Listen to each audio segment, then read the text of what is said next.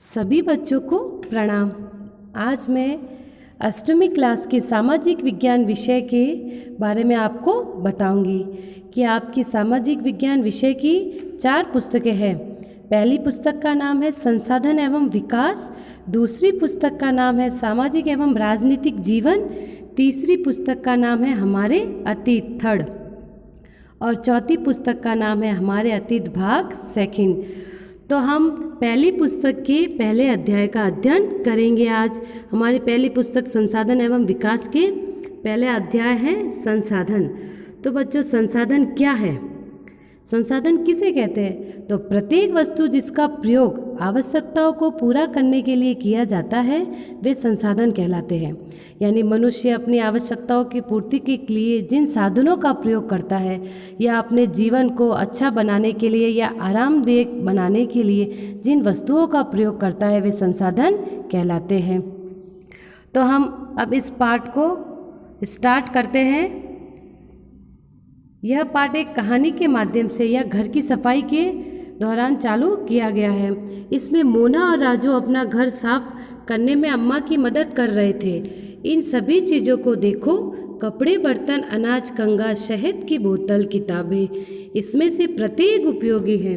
मोना ने कहा, इसलिए ये महत्वपूर्ण है। अम्मा ने कहा, ये संसाधन है। संसाधन क्या है? अम्मा से राजू ने प्रश्न पूछा। अम्मा ने बताया कि प्रत्येक वस्तु जिसका प्रयोग आवश्यकताओं को पूरा करने के लिए किया जाता है वे संसाधन होते हैं। यानी आवश्यकताओं की पूर्ति के लिए जिनका हम प्रयोग करते हैं वे संसाधन होते हैं। आगे अम्मा बताती है और कहती है कि अपने चारों ओर देखो और निरीक्षण कीजिए। आप संसाधन के विभिन्न प्रकारों को पहचानने में सक्षम होंगे। आप प्यास लगने पर जो जल पीते हैं, आप अपने घर के जिस विद्युत का प्रयोग करते हैं, स्कूल से घर पहुंचने के लिए उपयोग में किया गया रिक्शा, पाठ्य पुस्तक जिसका प्रयोग आप अध्ययन के लिए करते हैं, ये सभी संसाधन हैं। आपके पिता ने आपके लिए नाश्ता तैयार किया है, उन्होंने जिस ताज़ी सब्जियों का प्रयोग किया वे भी संसाधन हैं। तो अम्मा बताना चाहती है कि स्कूल से घर जाने के लिए आप किसका प्रयोग करते हैं? ऑटो के लिए, रिक्शे के लिए, विद्यालय पढ़ने के लिए आप पुस्तक का प्रयोग करते हैं, भोजन में तरह तरह की ताज़ी सब्जियों का प्रयोग होता है। तो ये सभी क्या है? संसाधन बताए गए हैं। आगे कहती है, अम्मा कहती है कि जल, विद्युत, रिक्शा, सब्जियां और पाठ्य पुस्तक ये सभी कुछ एक जैसा क्या है? उनमें से सभी वस्तुओं का प्रयोग आपके द्वारा किया गया है, इसलिए वे उपयोगी है। एक वस्तु अर्थात पदार्थ की उपयोगिता अथवा प्रायोजकता उसे एक संसाधन बनाती है। यानी किसी वस्तु की उपयोगिता उसे संसाधन बनाती है। आगे राजू अम्मा से पूछता और कहता है, राजू अब जानना चाहता था कि कोई भी वस्तु संसाधन कैसे बनती है। अम्मा ने बच्चों को बताया, वस्तु उस समय संसाधन बनती है जब उसका कोई मूल्य होता है। उसका प्रयोग अथवा उपयोगिता उसे मूल्य प्रदान करते हैं। सभी संसाधन मूल्यवान होते हैं, ये अम्मा ने कहा। अम्मा ने राजू ने जो अम्मा से पूछा तो अम्मा ने बताया कि कोई भी संसाधन कब बनता है? जब उसका मूल्य निर्धारित होता है, और प्रत्येक संसाधन मूल्यवान होते हैं। आगे अम्मा बताते कि मूल्य का अर्थ महत्व होता है। कुछ संसाधन आर्थिक मूल्य होते हैं जबकि कुछ संसाधनों का आर्थिक मूल्य नहीं होता। उदाहरण में धातुओं का आर्थिक मूल्य होता है। धातुओं का आर्थिक मूल्य होता है, लेकिन एक मनोरम भूदृश्य का आर्थिक मूल्य नहीं होता। परंतु ये दोनों संसाधन महत्वपूर्ण हैं और मनुष्य की आवश्यकताओं को पूरा करते हैं। यहाँ पर अम्मा कहती है कि जो धातु है, लोहा, चांदी, सोना, तांबा, एल्युमिनियम, ये सारी धातु है, उनका मूल्य निर्धारित है, वे आर्थिक मूल्य वाली है। परंतु एक मनोरम भूदृश्य यानी पृथ्वी का सुंदर दृश्य, उसका कोई मूल्य, आर्थिक मूल्य नहीं होता। परंतु ये दोनों संसाधन मनुष्य की आवश्यकताओं के लिए जरूरी होते हैं।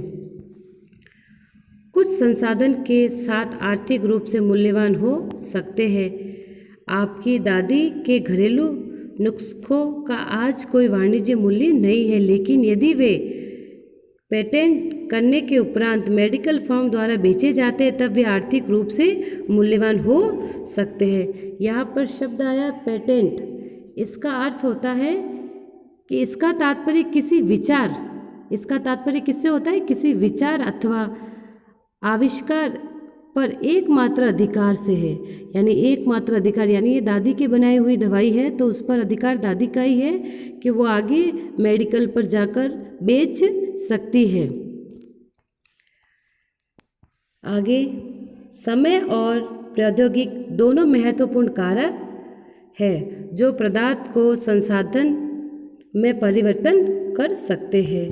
समय, जैसे जैसे समय परिवर्तन होता है, हमने सुना होगा कि हमारे दादा नानी या दादाजी या नानी जी या हमारे जो भी बूढ़े लोग हैं वो कहते हैं कि हमारे समय में इतनी सुख सुविधाएं नहीं थी। यानी सुख सुविधाओं का तात्पर्य संसाधन से है, साधनों से है। तो जैसे जैसे समय परिवर्तन होता गया, हमारे संसाधन, हमारी आवश्यकताएं बढ़ती गई और हमारे संसाधन भी बढ़ते गए। फिर प्रौद्योगिकी, प्रौद्योगिकी शब्द का अर्थ होता है किसी कौशल करने अथवा वस्तु बनाने में नवीनतम ज्ञान का अनुप्रयोग प्रौद्योगिकी कहलाता है। यानी नवीनतम ज्ञान, नई खोज, अपने बुद्धि से और अपने विवेक से किसी भी वस्तु की नई खोज प्रौद्योगिकी कहलाते हैं। यानी ये दोनों महत्वपूर्ण कारक माने हैं। किसके लिए? पदार्थ को संसाधन में परिवर्तन करने के लिए। किसी भी पदार्थ को संसाधन बनाने के लिए समय और प्रौद्योगिकी दोनों एक महत्वपूर्ण कारक माने गए हैं। दोनों लोगों की आवश्यकताओं से संबंधित है। लोग स्वयं ही सबसे महत्वपूर्ण संसाधन है। ये लोगों के विचार, ज्ञान, आविष्कार और खोज ही है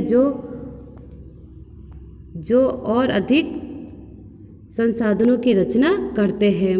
प्रत्येक खोज अथवा आविष्कार से बहुत से अन्य खोज एवं आविष्कार होते हैं। आग की खोज से खाना पकाने की पद्धति एवं अन्य प्रक्रियाओं का प्रचलन हुआ है, जबकि पहिए के आविष्कार से अनंत परिवहन की, यानी यहाँ पर उनकी माताजी उन्हें बताती हैं कि मनुष्य भी एक प्रकार का संसाधन है और उसी ने अपने विचार, ज्ञान, आविष्कार की खोज से अनेक प्रकार के संसाधनों का विकास किया है। यानी उसके विवेक से, बुद्धि से, आविष्कार से, नए नए कौशल से इन सभी संसाधनों का निर्माण हुआ है।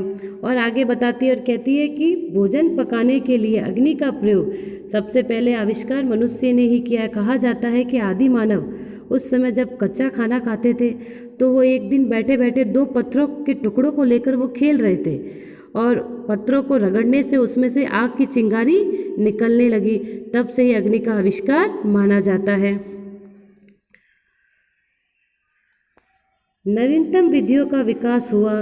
जल विद्युत बनाने की प्रौद्योगिकी से तेजी से बहते जल से ऊर्जा उत्पन्न करके उसे एक महत्वपूर्ण संसाधन बना दिया गया। यानी जल के तेज बहाव से बिजली बनती है, ये आपको पता है। पर ये किया किसने? मनुष्य ने अपने विवेक से और अपने बुद्धि से और नए नए आविष्कारों से उन्होंने बिजली का आविष्कार किया। इस पिक्चर्स में अम्मा और उनकी बेटी को बताया गया है। अम्मा कहती है एक बहुत महत्वपूर्ण संसाधन, इसलिए मैं भी एक महत्वपूर्ण संसाधन हूँ। वो बच्ची अपनी माँ को कह रही है। आगे पढ़ते हैं। संसाधन के प्रकार। संसाधन के प्रकार सामान्य संसाधनों को प्राकृतिक, मानव निर्मित और मानव के वर्गीकृत में किया गया है। यानी हमारे संसाधन 2 प्रकार के बताए हैं, प्राकृतिक और दूसरा मानवीय निर्मित, यानी मनुष्य द्वारा निर्मित। तो हम पहले प्रकार को पढ़ेंगे। प्राकृतिक संसाधन। जो संसाधन प्रकृति से प्राप्त होते हैं और अधिक संशोधन के बिना प्रयोग में लाए जाते हैं, वे प्राकृतिक संसाधन कहलाते हैं।